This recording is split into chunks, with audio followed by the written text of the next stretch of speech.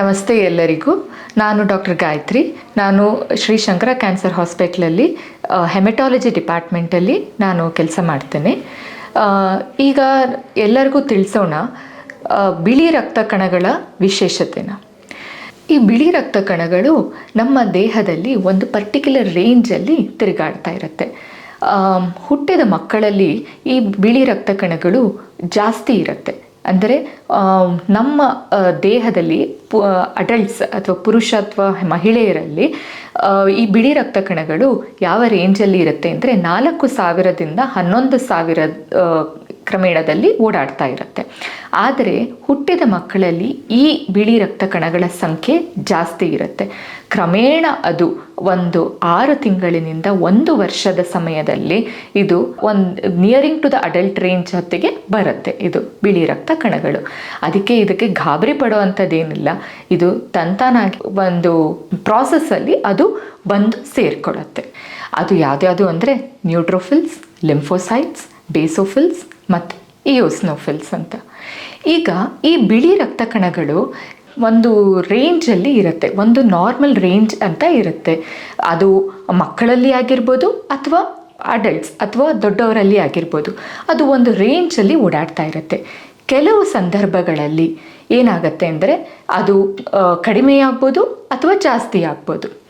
ಈಗ ಕಡಿಮೆಯಾಗೋ ಸಂದರ್ಭಗಳು ಯಾವುದು? ಕೆಲವು ಇನ್ಫೆಕ್ಷನ್ಸ್ ಅಂತ ಹೇಳ್ತೀವಿ, ವೈರಲ್ ಇನ್ಫೆಕ್ಷನ್ಸ್ ಅಂತ ಹೇಳ್ತೀವಿ. ಆ ಸಂದರ್ಭಗಳಲ್ಲಿ ಬಿಳಿ ರಕ್ತ ಕಣಗಳು ಕಡಿಮೆಯಾಗತ್ತೆ. ಅಥವಾ ಕೆಲವು ಆಟೋ ಇಮ್ಯೂನ್ ಡಿಸೀಸಸ್ ಅಂತ ಹೇಳ್ತೀವಿ. ಅಥವಾ ಕೆಲವು ರೋಗಿಗಳು ಕೀಮೋಥೆರಪಿ ತಗೊಳ್ತಾ ಇರ್ತಾರೆ. ಅವರಲ್ಲಿ ಈ ಬಿಳಿ ರಕ್ತ ಕಣಗಳು ಕಡಿಮೆಯಾಗತ್ತೆ. ಕೆಲವೊಮ್ಮೆ ಏನಾಗುತ್ತೆ, ಈ ಬಿಳಿ ರಕ್ತ ಕಣಗಳು ಜಾಸ್ತಿ ಆಗತ್ತೆ. ಅದು ಮಕ್ಕಳಲ್ಲೂ ಆಗಿರ್ಬೋದು ಅಥವಾ ದೊಡ್ಡವರಲ್ಲೂ ಆಗಿರಬಹುದು. ಸೊ ಅದು ಯಾವ್ಯಾವ ಕಂಡೀಷನ್ಸು ಇವಾಗ ತಿಳಿಸ್ತೀನಿ. ಕೆಲವೊಮ್ಮೆ ಜ್ವರ ಬಂದಾಗ ಅಥವಾ ಮತ್ತು ಇನ್ಫೆಕ್ಷನ್ಸ್, ಒಂದು ಕ್ರಾನಿಕ್ ಇನ್ಫೆಕ್ಷನ್ಸ್ ಅಂತ ಹೇಳ್ತೀವಿ ಆವಾಗ, ಅಥವಾ ಕೆಲವು ಮ್ಯಾಲಿಗ್ನೆಂಟ್ ಕಂಡೀಷನ್ಸ್ ಅಂದರೆ ಲ್ಯುಕೀಮಿಯಾ ಅಂಥ ಸಂದರ್ಭಗಳಲ್ಲಿ ಈ ಬಿಳಿ ರಕ್ತ ಕಣಗಳು ಜಾಸ್ತಿ ಆಗತ್ತೆ. ಈಗ ಈ ಬಿಳಿ ರಕ್ತ ಕಣಗಳನ್ನು ಯಾವಾಗ ನಾವು ಪರೀಕ್ಷಿಸಬೇಕು? ಈಗ ಕೆಲವು ಸಂದರ್ಭಗಳಲ್ಲಿ ಮನುಷ್ಯರಿಗೆ ಜ್ವರ, ಶೀತ, ಕೆಮ್ಮು ಇವೆಲ್ಲ ನಡೀತಾನೆ ಇರುತ್ತೆ. ಹಾಗೆ ಕೆಲವು ಸಂದರ್ಭದಲ್ಲಿ ಈ ಥರ ಬಂದಾಗ ನೀವು ನಿಮ್ಮ ಹತ್ತಿರದ ಸಮೀಪದಲ್ಲಿ ಯಾವುದಾದ್ರೂ ಡಾಕ್ಟರನ್ನು ನೀವು ಹೋಗಿ ಭೇಟಿ ಮಾಡ್ತೀರಾ. ಅವರು ಮೊದಲನೇದಾಗಿ ಏನು ಹೇಳ್ತಾರೆ, ಒಂದು ಬ್ಲಡ್ ಟೆಸ್ಟ್ ಮಾಡಿಸಿ ಅಂತ ಹೇಳ್ತಾರೆ. ಆ ಬ್ಲಡ್ ಟೆಸ್ಟ್ ಅಂದರೆ ಕಂಪ್ಲೀಟ್ ಬ್ಲಡ್ ಕೌಂಟ್ ಮಾಡಿಸಿದಾಗ ಫಸ್ಟ್ ಪ್ಯಾರಾಮೀಟರ್ ಏನು ಬರುತ್ತೆ ಅಂದರೆ ಟೋಟಲ್ WBC ಕೌಂಟ್ ಅಥವಾ ಈ ಬಿಳಿ ರಕ್ತ ಕಣಗಳ ನಂಬರ್ ಎಷ್ಟು ಅಂತ ಬರುತ್ತೆ. ಆ ಬಿಳಿ ರಕ್ತ ಕಣಗಳ ನಂಬರ್ ಕೆಲವೊಮ್ಮೆ ಜಾಸ್ತಿಯಾಗಿದ್ದು ಅಥವಾ ಕಡಿಮೆಯಾಗಿದ್ದು ಈ ಸಂದರ್ಭಗಳಲ್ಲಿ ಏನಾಗುತ್ತೆ, ಫರ್ದರ್ ಅದನ್ನು ಪೆಥಾಲಜಿಸ್ಟ್ ರಿವ್ಯೂ ಮಾಡ್ತಾರೆ. ಕಡಿಮೆಯಾದಾಗ ಒಂದು ಪೆರಿಫರಲ್ ಸ್ಮಿಯರ್ ಅಂತ ನಾವು ನೋಡ್ತೀವಿ. ಅದು ಕಡಿಮೆಯಾಗಿದ್ರೂ ನೋಡ್ತೀವಿ, ಜಾಸ್ತಿಯಾಗಿದ್ರೂ ನೋಡ್ತೀವಿ. ಈಗ ನಾನು ಆಗಲೇ ಹೇಳಿದೆ, ಕೆಲವು ಇನ್ಫೆಕ್ಷನ್ಸ್ ಅಂತ ಹೇಳ್ತೀವಿ. ಸೊ ಕೆಲವು ಇನ್ಫೆಕ್ಷನ್ಸಲ್ಲಿ ಏನು ಅಬ್ನಾರ್ಮಲ್ ಸೆಲ್ಸ್ ಅಥವಾ ಅಬ್ನಾರ್ಮಲ್ WBCs ನಮಗೇನು ಕಾಣಲ್ಲ. ಅದು ಟ್ರೀಟಬಲ್ ಕಂಡೀಷನ್ಸ್. ನೀವು ಮತ್ತೆ ನಿಮ್ಮ ಡಾಕ್ಟರ್ ಹತ್ರ ಹೋಗಿ ನೀವು ಸರಿಯಾದ ಔಷಧಿಗಳನ್ನು ತಗೊಂಡು ಅದನ್ನು ಗುಣಪಡಿಸ್ಕೋಬೋದು. ಕೆಲವೊಮ್ಮೆ ಲ್ಯುಕೀಮಿಯಾ ಅಂತ ಹೇಳ್ತೀವಿ. ಅದು ಮಕ್ಕಳಲ್ಲೂ ಬರುತ್ತೆ ಮತ್ತು ದೊಡ್ಡವರಲ್ಲೂ ಬರುತ್ತೆ. ಗಂಡಸರು, ಹೆಂಗಸರು, ಯಾರಿಗೇ ಆಗಲಿ ಎಲ್ಲರಿಗೂ ಬರುತ್ತೆ. ಸೊ ಅದಕ್ಕೆ ಕೆಲವು ಕಾರಣಗಳು ಇದೆ. ಕೆಲವು ಜೆನೆಟಿಕ್ ಪ್ರಿಡಿಸ್ಪೊಸಿಷನ್ ಅಂತ ಹೇಳ್ತೀವಿ ಈ ಲ್ಯುಕೀಮಿಕ್ ಕಂಡೀಷನ್ಸಿಗೆ. ಅದು ಹೇಗೆ, ಕೆಲವೊಮ್ಮೆ ಅದು ಕಡಿಮೆ ಆಗಿರಬಹುದು ಅಥವಾ ಜಾಸ್ತಿ ಆಗಿರಲೂಬಹುದು. ನಾವು ಪೆರಿಫರಲ್ ಸ್ಮಿಯರ್ ಅಂತ ನೋಡ್ತೀವಿ. ಆವಾಗ ಪೆರಿಫರಲ್ ಸ್ಮಿಯರ್ ಅಂದರೆ ಏನು? ಒಂದು ಡ್ರಾಪ್ ಆಫ್ ಬ್ಲಡ್ ನಾವು ಒಂದು ಸ್ಲೈಡ್ ಮೇಲೆ ಹಾಕಿ ಅದನ್ನು ಸರಿಯಾದ ರೀತಿಯಲ್ಲಿ ಅದನ್ನು ಸ್ಪ್ರೆಡ್ ಮಾಡಿ ಅದಕ್ಕೆ ಪ್ರಾಪರ್ ಸ್ಟೇನ್ಸ್ ಎಲ್ಲ ಹಾಕಿ ನಾವು ಮೈಕ್ರೋಸ್ಕೋಪ್ ಕೆಳಗಡೆ ನೋಡ್ತೀವಿ. ನೋಡಿದಾಗ ನಾವು ಆ ಪ್ರಿಸ್ಕ್ರೈಬ್ಡ್ ಮಾರ್ಫಾಲಜಿ ಅಥವಾ ಅದರ ಆಕಾರ ಅದನ್ನು ನೋಡ್ತೀವಿ. WBCಸ್ದು ಅದರಲ್ಲಿ ಏನಾದರೂ ವ್ಯತ್ಯಾಸ ಕಂಡು ಬಂದು ಅಥವಾ ಏನಾದರೂ ಇಮ್ಮೆಚ್ಯೂರ್ ಸೆಲ್ಸ್ ಏನಾದರೂ ಜಾಸ್ತಿ ಆಗಿದ್ದು ನೋಡಿದಾಗ ನಾವು ಇಮಿಡಿಯೇಟ್ಲಿ ನಿಮ್ಮ ಡಾಕ್ಟರ್ಗೆ ನಾವು ಇನ್ಫಾರ್ಮ್ ಮಾಡ್ತೀವಿ. ಏನಂತ ಇನ್ಫಾರ್ಮ್ ಮಾಡ್ತೀವಿ, ಈ ಥರ ಅಬ್ನಾರ್ಮಲ್ ಸೆಲ್ಸ್ ಇದೆ, ಇದಕ್ಕೆ ಫರ್ದರ್ ಟೆಸ್ಟ್ಸ್ ನಾವು ಮಾಡಬೇಕು. ಫರ್ದರ್ ಟೆಸ್ಟ್ಸ್ ಮಾಡಿ ನಂತರ ಅದು ಏನು ಬರುತ್ತೆ ಅಂತ ನಾವು ನೋಡಬೇಕಾಗತ್ತೆ. ಸೊ ಫರ್ದರ್ ಟೆಸ್ಟ್ಸ್ ಇಲ್ಲಿ ಏನೇನು, ಇವಾಗ ಫಸ್ಟ್ ನಾನು ಹೇಳಿದ ಹಾಗೆ ಪೆರಿಫೆರಲ್ ಸ್ಮಿಯರ್ ಎಕ್ಸಾಮಿನೇಷನ್. ಅದರಲ್ಲಿ ಇವಾಗ ಈ ಅಬ್ನಾರ್ಮಲ್ ಸೆಲ್ಸ್ ಒಂದು ಮೈಲಾಯ್ಡ್ ಪ್ರಿಕರ್ಸರಲ್ಲ ಆಗಿರ್ಬೋದು ಅಥವಾ ಲಿಂಫಾಯ್ಡ್ ಪ್ರಿಕರ್ಸರಲ್ಲಾದರೂ ಆಗಿರಬಹುದು. ಸೊ ಇದು ನಮಗೆ ಹೇಗೆ ಗೊತ್ತಾಗತ್ತೆ? ಮುಂದೆ ನಾವು ಒಂದು ಉತ್ತೀರ್ಣ ಒಂದು ಪರೀಕ್ಷೆಯನ್ನು ಮಾಡ್ತೀವಿ. ನಿಮ್ಮ ಸ್ಯಾಂಪಲನ್ನು ತಗೊಂಡು ನಾವು ಒಂದು ಫರ್ದರ್ ಉತ್ತೀರ್ಣವಾದ ಪರೀಕ್ಷೆಯನ್ನು ಮಾಡ್ತೀವಿ. ಅದೇನೆಂದರೆ ಫ್ಲೋಸೈಟೋಮೆಟ್ರಿ. ಈ ಫ್ಲೋಸೈಟೋಮೆಟ್ರಿ ಹೇಗೆ ಕೆಲಸ ಮಾಡುತ್ತೆ ಅಂದರೆ, ಒಂದು ಲೇಸರ್ನ ಮುಖಾಂತರ ಈ ಒಂದೊಂದು ಕಣಗಳನ್ನು ನಾವು ಪರೀಕ್ಷೆ ಮಾಡ್ತೀವಿ. ನಿಮ್ಮ ಸ್ಯಾಂಪಲಲ್ಲಿ ಒಂದೊಂದು ಕಣಗಳದ್ದು ಅಬ್ನಾರ್ಮಲ್ ಸೆಲ್ಸನ್ನ ನಾವು ಪರೀಕ್ಷೆ ಮಾಡ್ತೀವಿ. ಸೊ ಈ ಅಬ್ನಾರ್ಮಲ್ ಸೆಲ್ಸ್ ಎಲ್ಲ ಯಾವ ಕಡೆಗೆ ಹೋಗಿ ಬೀಳತ್ತೆ ಅದನ್ನು ನಾವು ಒಂದು ಸ್ಕ್ಯಾಟರ್ ಪ್ಲಾಟ್ ಅಂತ ಹೇಳ್ತೀವಿ. ಆ ಸ್ಕ್ಯಾಟರ್ ಪ್ಲಾಟಿನ ಸಹಾಯದಿಂದ ನಾವು ಅಬ್ಸರ್ವ್ ಮಾಡ್ತೀವಿ ಹೇಗಿದೆ ಇದು ಅಬ್ನಾರ್ಮಲ್ ಸೆಲ್ಸ್ ಅಂತ. ಇದು ಫರ್ದರ್ ನಾವು ಕೆಲವು ಮಾರ್ಕರ್ಸನ್ನು ಆ್ಯಡ್ ಮಾಡಿ ಫ್ಲೋರೋಕ್ರೋಮ್ಸ್ ಮುಖಾಂತರ ನಾವು ನೋಡ್ತೀವಿ ಈ ಅಬ್ನಾರ್ಮಲ್ ಸೆಲ್ಸ್ ಯಾವ ಜಾಗದಲ್ಲಿ ಯಾವ ಮಾರ್ಕರ್ಗೆ ಎಕ್ಸ್ಪ್ರೆಸ್ ಆಗಿದೆ ಅಂತ.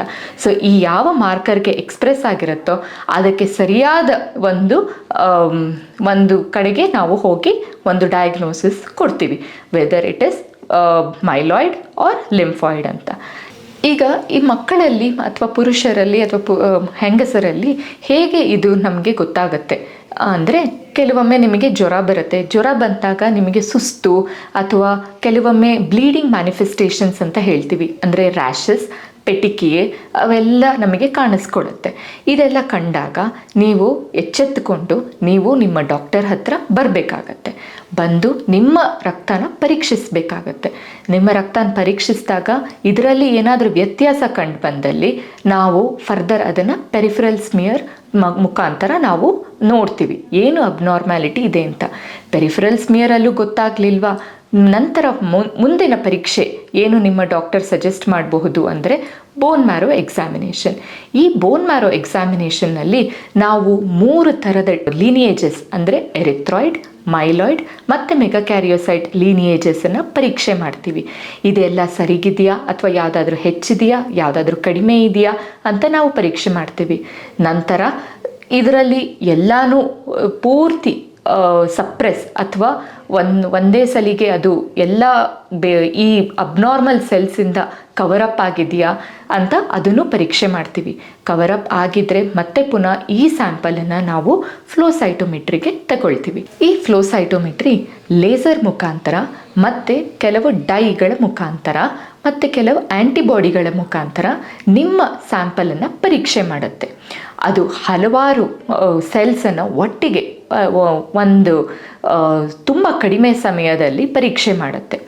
ಸೊ ಎಷ್ಟು ಸೆನ್ಸಿಟಿವ್ ಅಂದರೆ 150,000 to 1,00,000 ಸೆಲ್ಸಲ್ಲಿ ಅದು ಪರೀಕ್ಷೆ ಮಾಡುತ್ತೆ.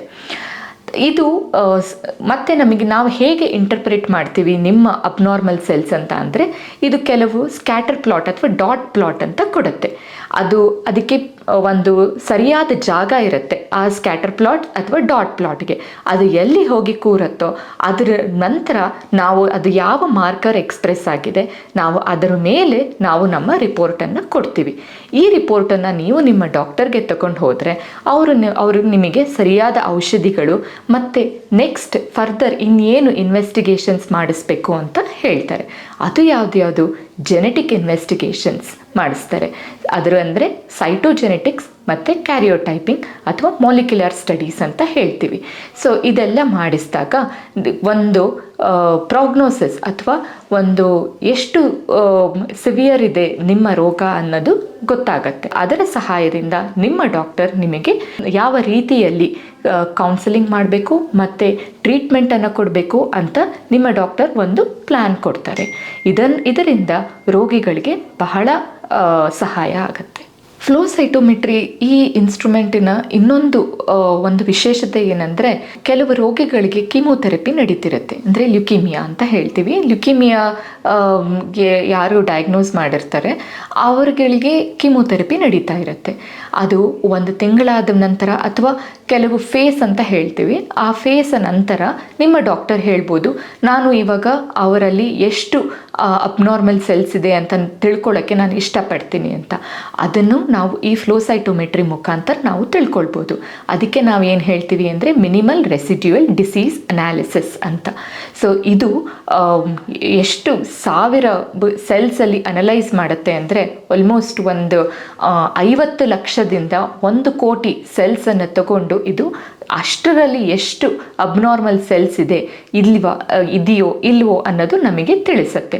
ಇದರಿಂದ ಮತ್ತೆ ನಿಮ್ಮ ಡಾಕ್ಟರ್ ನಿಮಗೆ ತಿಳಿಸ್ತಾರೆ, ಇವಾಗ ಇದೇ ಟ್ರೀಟ್ಮೆಂಟ್ ಮುಖಾಂತರ ನಿಮಗೆ ಕಂಟಿನ್ಯೂ ಮಾಡ್ಬೋದಾ ಅಥವಾ ಬೇರೆ ಮುಖಾಂತರ ನಿಮಗೆ ಟ್ರೀಟ್ಮೆಂಟನ್ನು ಕೊಡ್ಬೋದಾ ಅಂತ ನಿಮಗೆ ತಿಳಿಸ್ತಾರೆ. ಸೊ ಇದು ಒಂದು ವಿಶೇಷತೆ ಈ ಫ್ಲೋ ಸೈಟೋಮೆಟ್ರಿದು. ನಾವು ಇಲ್ಲಿ ಶಂಕರ ಕ್ಯಾನ್ಸರ್ ಹಾಸ್ಪಿಟಲ್ ಹೆಮೆಟಾಲಜಿ ಲ್ಯಾಬ್ನಲ್ಲಿ ಒಂದು ಆಟೋಮೇಟೆಡ್ ಅನಲೈಸರ್ ಅಂತ ಹೇಳ್ತೀವಿ. ಇದು ಕಂಪ್ಲೀಟ್ ಬ್ಲಡ್ ಅನಾಲಿಸಿಸನ್ನು ನಾವು ಒಂದು ಆಟೋಮೇಟೆಡ್ ಅನಲೈಸರಲ್ಲಿ ಪರೀಕ್ಷೆ ಮಾಡ್ತೀವಿ. ತದನಂತರ ಇದರಲ್ಲಿ ಏನಾದರೂ ವ್ಯತ್ಯಾಸ ಕಂಡು ಬಂದಲ್ಲಿ ನಮ್ಮ ಟೆಕ್ನಿಷಿಯನ್ಸು ಪೆಥಾಲಜಿಸ್ಟ್ ಸಹಾಯದಿಂದ ಏನು ತೊಂದರೆ ಇದೆ, ಈ ಅಬ್ನಾರ್ಮಲ್ ವ್ಯಾಲ್ಯೂಸಿಗೆ ಏನು ತೊಂದರೆ ಇದೆ, ಒಂದು ಸ್ಮಿಯರ್ ಮುಖಾಂತರ ಇದನ್ನು ಪರೀಕ್ಷೆ ಮಾಡಿ ಒಂದು ರಿಪೋರ್ಟನ್ನು ನಾವು ಪೇಷಂಟ್ಸಿಗೆ ತಲುಪಿಸ್ತೀವಿ. ಹಾಗೆಯೇ ಇಲ್ಲಿ ನಾವು ಕೋಯಾಗ್ಯುಲೇಷನ್ ಅಂತ ಹೇಳ್ತೀವಿ. ಸೊ ಕೋಯಾಗ್ಯುಲೇಷನನ್ನು ನಾವು ಒಂದು ಆಟೋಮೇಟೆಡ್ ಅನಲೈಸರ್ ಮುಖಾಂತರ ನಾವು ಅನಲೈಸ್ ಮಾಡ್ತೀವಿ.